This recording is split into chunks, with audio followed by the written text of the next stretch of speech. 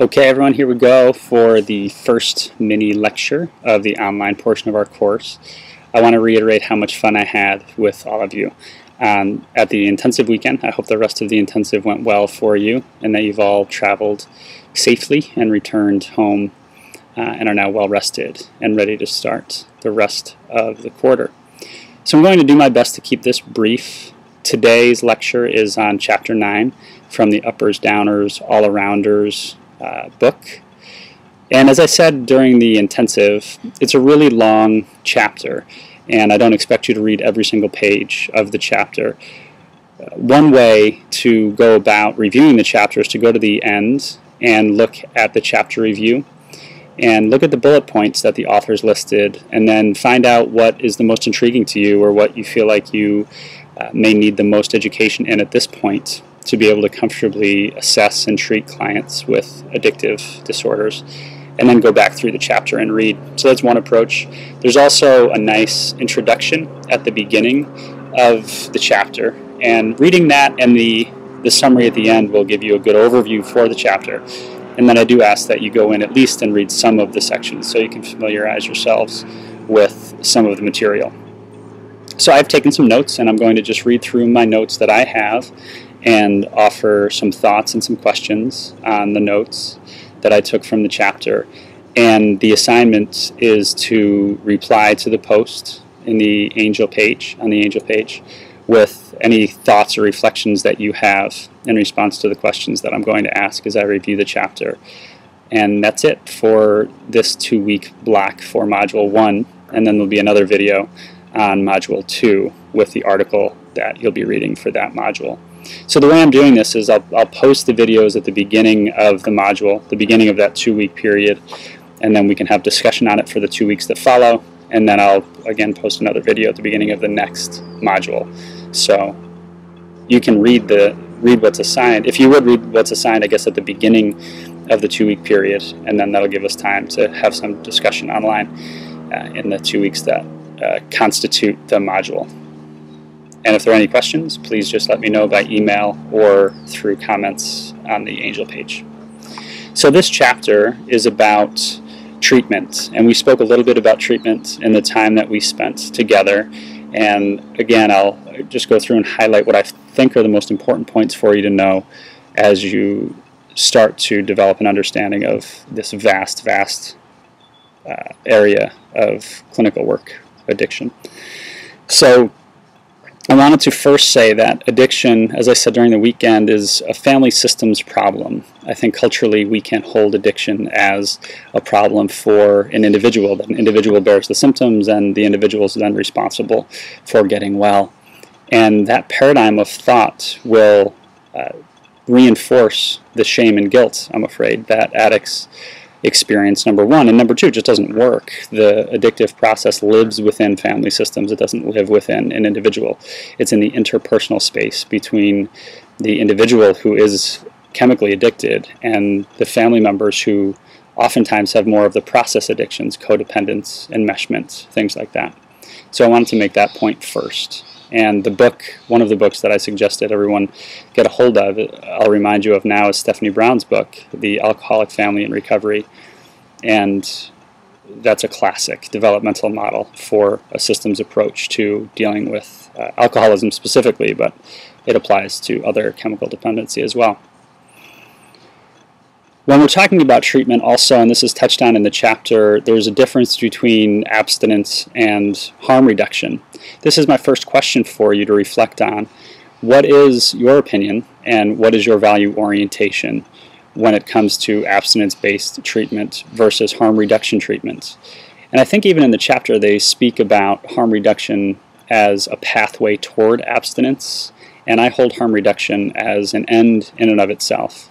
So harm reduction is the continued use of addictive class substances even though the person has a problem. And as we talked about again, it's either eliminating the drug of choice, the primary drug of choice that's been most problematic, or replacing that drug with a substitute like methadone for heroin, or learning to curb the use of that drug, so continuing to use the drug of choice but changing one's pattern of use. So that's a really brief overview of harm reduction again. And abstinence is the cessation of all addictive class substances. No one uses any addictive class substances once they spike an addiction or a dependency to one. So those are the main differences. Again, it's articulated in the chapter. So if this question is of interest to you, because you only have to respond to one of the questions I'll ask, then read over this section in the chapter and then post your thoughts on how you feel about harm reduction versus abstinence. I've shared with you that I don't sit in either camp. I think both are valid and useful approaches, and I'd love to hear some of your thoughts on that if you're interested in discussing that point. Another aspect of treatment, and I didn't go into this during the intensive, I'm not going to go into much detail on it now because it's actually rather complicated, but I do want you to have exposure to the fact that there are loads and loads of medications that are used now for detox, so withdrawal symptoms, and helping people to get abstinent initially to stop using substances. This is from an abstinence-based approach. So there are loads of medications that are used, and there are also medications that are used from the harm reduction perspective. Suboxone is a drug that's used for heroin addicts, and it's harm reduction because Suboxone is a drug that has some opiates in it. There are two different drugs present in Suboxone. One is Subutex, the other is naloxone.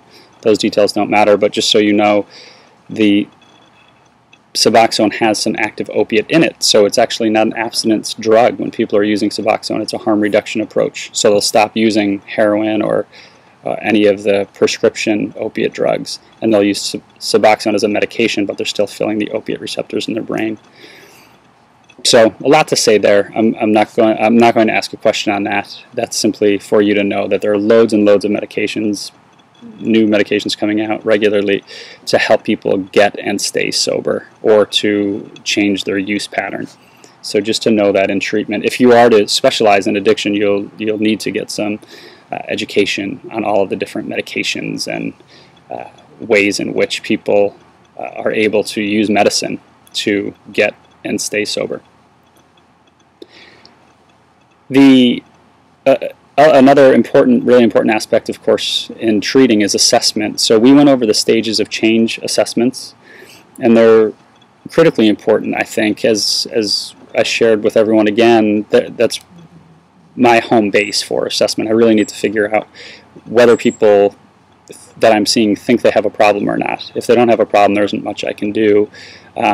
There's something that we can do when people are in pre-contemplation, but it's more difficult. So I really need to know where people are in order to design the right treatment plan for them. So stages of change, I'd love to hear thoughts, reflections on that. The rest of the quarter actually will focus quite a bit on stages of change and motivational interviewing.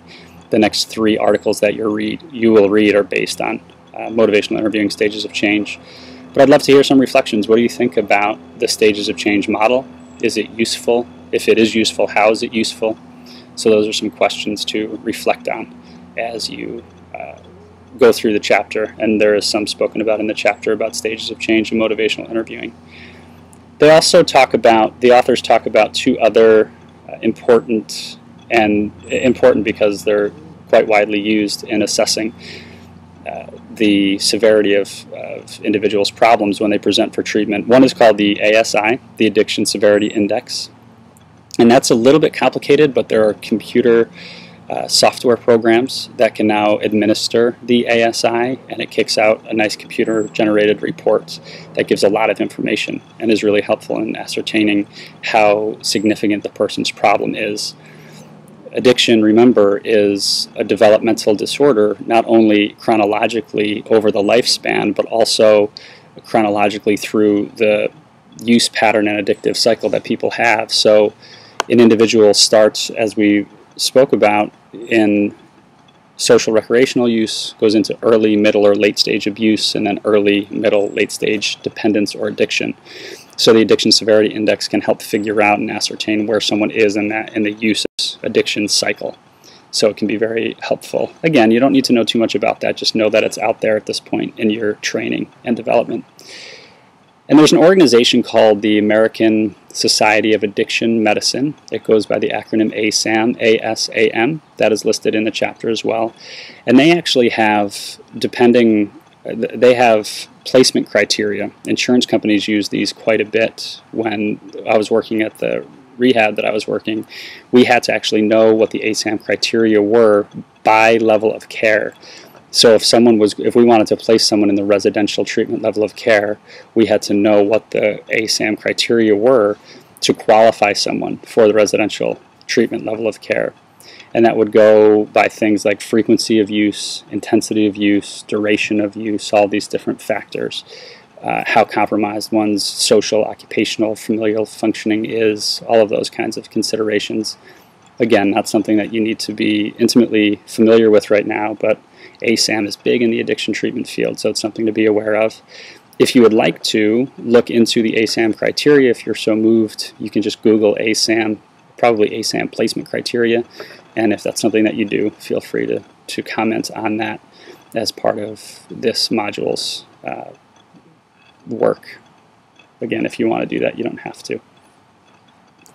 Another note that was important in the chapter, and this is why I'm such a big fan of Gabor Mate's work, is the conflation of criminality and drug use and abuse. I don't have the statistics at hand, but in the chapter you'll see the incredible number of people who are arrested and incarcerated that have drug abuse and dependency issues.